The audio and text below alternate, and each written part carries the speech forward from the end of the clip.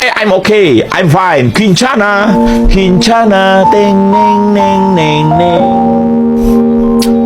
Ku menahan rasa sakit, rasa sakit. Few moments later.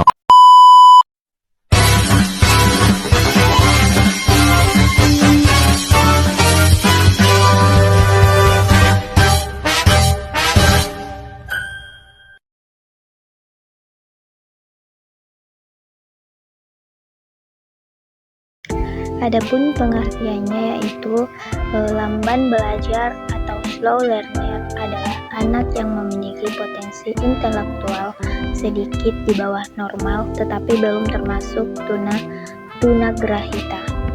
Anak lamban belajar atau slow learner merupakan anak yang memiliki potensi intelektual sedikit di bawah normal tetapi tidak termasuk anak tunagrahita. Slow learner secara akademis biasanya diidentifikasi berada yang dicapai mereka pada tes kecerdasan. Anak slow learner seharusnya diberi pendidikan formal dengan kebutuhan inklusi ataupun yang berbasis inklusi. Ketika berada di sel inklusi, penerimaan diri anak slow learner akan dirinya semakin besar. Kemampuan belajar anak slow learner lebih pada hal-hal yang berkaitan dengan pengalaman konkret dalam kehidupan sehari-hari. Bila kita memandang karakteristik anak slow learner dari aspek emosi, maka anak-anak ini memiliki emosi yang kurang stabil. Mereka lebih cepat marah dan mereka sering kalau marah meledak-ledak.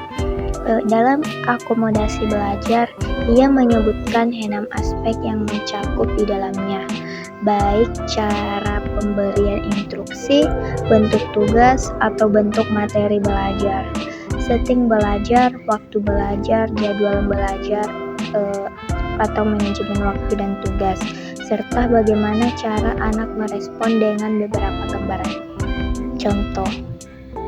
Kemudian, anak slow learner seharusnya diberi pendidikan formal dengan kebutuhan inklusi ataupun yang berbasis inklusi. Ketika berada di sekolah inklusi, penerimaan diri anak slow learner akan dirinya semakin besar. Adapun faktor penyebab anak lambat belajar yaitu yang pertama, kemiskinan, kedua kecerdasan orang tua, ketiga jumlah anggota keluarga, keempat faktor emosi, dan kelima faktor pribadi. Kemudian adapun faktor-faktor pribadi yang dapat menyebabkan anak lambat belajar, yang pertama itu kelainan fisik, kedua kondisi tubuh yang terserang penyakit, ketiga mengalami gangguan penglihatan, pendengaran dan berbicara, dan keempat ketidakhadiran di sekolah, dan kelima kurang percaya diri. Ciri-ciri lambat belajar yang pertama yaitu siswa lambat belajar memiliki rentang perhatian yang rendah, bertingkah bingung dan kacau. Kedua, derajat aktivitas siswa lambat belajar rendah. Kemudian ketiga, siswa lambat belajar kurang mampu menyimpan huruf dan kata pada ingatannya pada waktu lama. Keempat, siswa lambat belajar kurang mampu menyimpan pengetahuan hasil pendengaran. Kemudian adapun kelebihan dan kekurangannya, yang pertama itu kelebihan, kemampuan belajar anak slow learner lebih pada hal-hal yang berkaitan dengan pengalaman konkret dalam kehidupan sehari-hari. Bila kita memandang karakteristik anak slow learner dari aspek emosi, maka anak-anak ini memiliki emosi yang kurang stabil. Mereka lebih cepat marah dan mereka sering kalau marah meledak-meledak.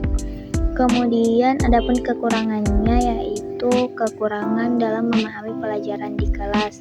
Secara akademik mereka lambat dalam menyerap pelajaran, terutama dalam kemampuan bahasa, angka, dan konsep. Karena keterbatasan kognitif tersebut, anak slow learner cenderung kurang percaya diri. Berdasarkan hasil penelitian dapat disimpulkan bahwa upaya guru dalam mengatasi kesulitan belajar ada 4, yaitu memberikan pengajaran, perbaikan remedial, memberikan kegiatan pengulangan bahan materi atau pengayaan, memberikan motivasi belajar, mengembangkan sikap dan kebiasaan belajar yang baik. Salah satu kategori anak berkebutuhan khusus adalah slow learner.